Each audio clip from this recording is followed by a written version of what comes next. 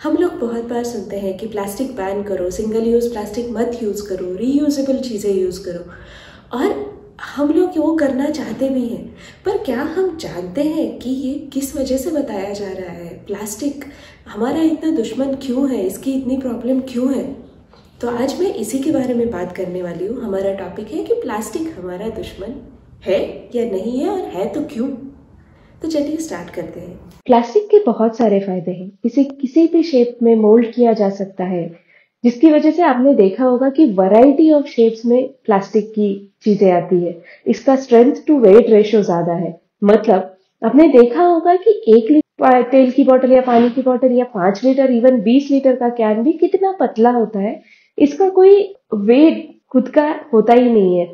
इसे एक versatile material बोला जाता है और इसी की वजह से इसका उपयोग इतना बढ़ गया है। हम सुबह उठते ही जो ब्रश करने के लिए ब्रश लेते हैं वो भी प्लास्टिक होता है, टूथपेस्ट इसमें आती है वो भी प्लास्टिक में आती है, और ऐसे कई सारी चीजें हम लोग दिन भर यूज करते रहते हैं। तो ऐसे वर्सेटाइल मटेरियल में प्रॉब्लम्स क्या है? प्रॉब्लम समझने से पहले एक बात हम समझ सकते हैं कि हर एक चीज की एक लाइफ साइकिल होती है। हमारी भी एक लाइफ साइकिल है। हम कहीं ना कहीं वो चीज जन्म लेती है, फिर अपना लाइफ जीती है और उसका उद्देश्य खत्म होने के बाद उसका विघटन हो जाता है। तो प्लास्टिक की लाइफ साइकिल को अब हम समझते हैं। ये प्लास्टिक बनती कैसे है? आज यूज होने वाली मैक्सिमम प्लास्टिक एक बाय प्रोडक्ट है ऑयल इंडस्ट्री का।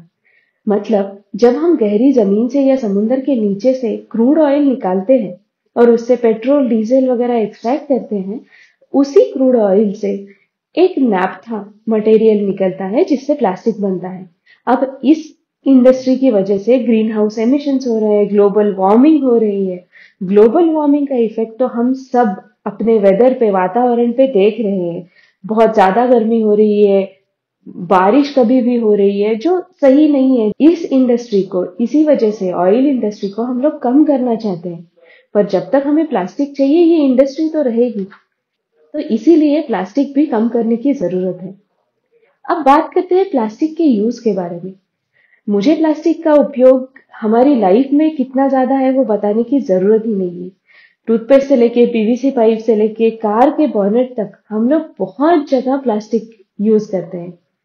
अब इसमें से कुछ प्लास्टिक हमारी सेहत के लिए अच्छे नहीं है। उनमें हार्मफुल केमिकल्स हो सकते हैं जो हमारे खाने में ट्रांसफर हो जाते हैं और सेहत के लिए भी अच्छे नहीं रहते।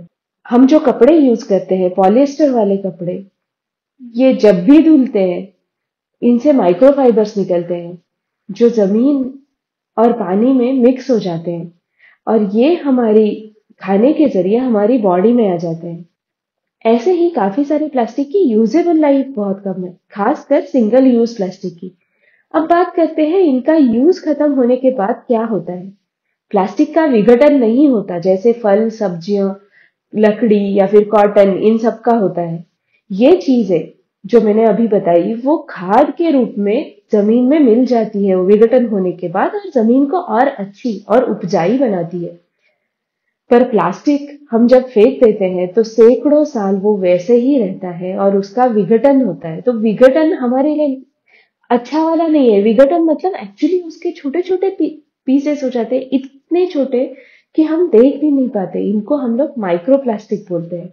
ये माइक्रोप्लास्टिक वापस हमारे फूड चेन में आता है और हमारे हार्मोन्स को अफेक्ट करने की इसमें क्षमता है। और ये जो छोटी छोटी चीजें हम लोग फेंक देते हैं, जो पानी के द्वारा समुन्द्र में, नदियों में चली जाती है, ये पंछी, जानवर या फिश इसको खा लेते हैं। इनको समझ में नहीं आता कि ये हमारा खाना नहीं है। तो इससे बहुत सारे प्राणियों की, पंछियों की, फिशेस की मौत हो जाती है, क्योंकि उनको अपना पेट फुल लगता है। उनको समझ में नहीं आता कि प्लास्टिक की वजह से फुल है, क्या खाना खा के मेरा पेट फुल हो गया है।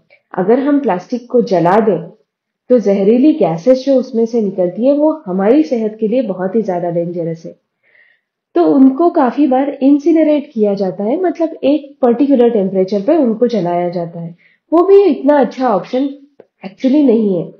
अगर हम कुछ ना करें तो ये प्लास्टिक के पहाड़ बने ही जा रहे हैं। और इनसे ये जो लीच निकलती है, ये जो लिक्विड निकलता है जिसको लीच बोलते हैं, ये भी हमारी सेहत के लिए डेंजरस है।